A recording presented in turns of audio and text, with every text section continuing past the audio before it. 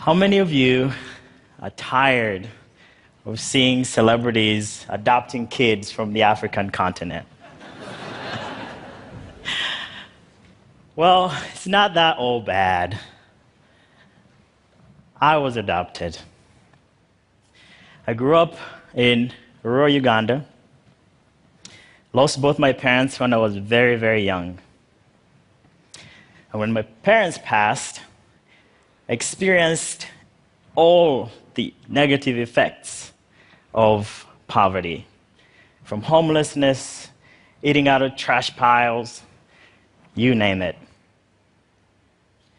But my life changed when I got accepted into an orphanage.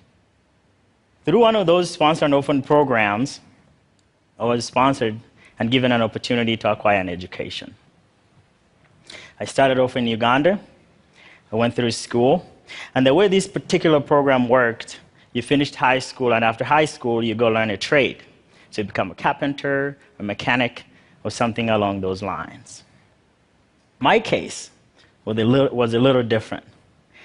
The sponsor family that was sending these $25 a month to this orphanage to sponsor me, which I've never met them, said, well, we would like to send you to college instead. Oh, it gets better. And they said, if you get the paperwork, we'll send you to school in America instead. So with their help, I went to the embassy and applied for the visa. I got the visa. I remember this day like it was yesterday. I walked out of the embassy with this piece of paper in my hand, a hope in my step, a smile on my face, knowing that my life is about to change. I went home that night, and I slept with my passport because I was afraid that someone might steal it. I couldn't fall asleep. I kept feeling it.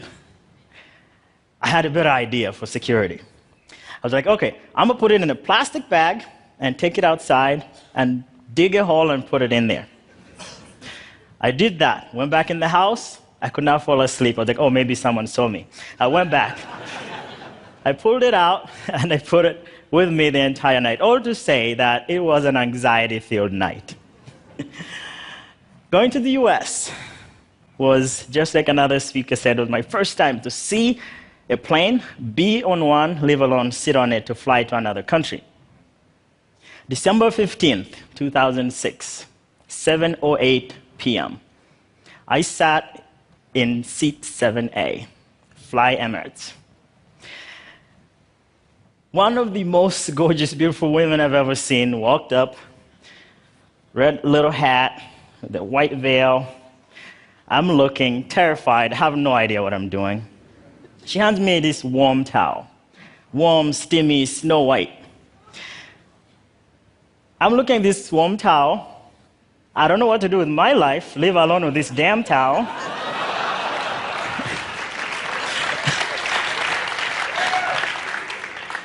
I did one of the, anything anyone could do in that situation. Look around, see what everyone else is doing. I did the same. Mind you, I drove about 7 hours from my village to the airport that day.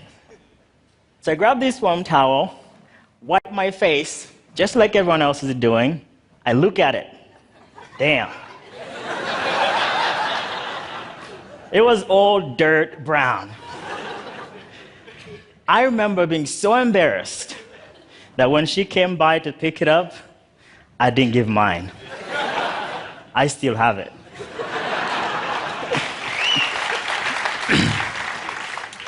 Going to America opened doors for me to live up to my full God-given potential. I remember when I arrived, the sponsor family embraced me, and they literally had to teach me everything from scratch. This is a microwave, that's a refrigerator, things I've never seen before. And it was also the first time I got immersed into a new and different culture. These strangers showed me true love. These strangers showed me that I mattered, that my dreams mattered.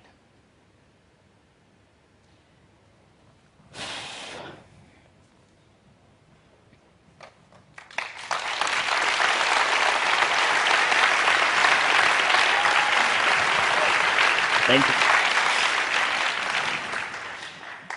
These individuals had two of their own biological children. And when I came in, I had needs. They had to teach me English, teach me literally everything, which resulted in them spending a lot of time with me. And that created a little bit of jealous with their children. So, if you're a parent in this room and you have those teenager children who don't want anything to do with your love and affection, in fact, they find it repulsive, I got a solution. Adopt a child. It will solve the problem. I went on to acquire 2 engineering degrees from one of the best institutions in the world. I gotta tell you, talent is universal, but opportunities are not. And I credit this to the individuals who embrace multiculturalism, love, empathy, and compassion for others. We live in a world filled with hate, building walls, Brexit, xenophobia here on the African continent. Multiculturalism can be an answer to many of these worst human qualities. Today, I challenge you to help a young child experience multiculturalism.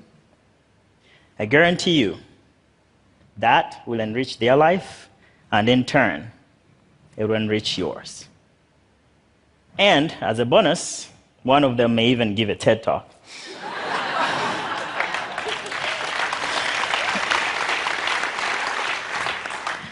We may not be able to solve the bigotry and the racism of this world today, but certainly we can raise children to create a positive, inclusive, connected world full of empathy, love, and compassion. Love wins. Thank you.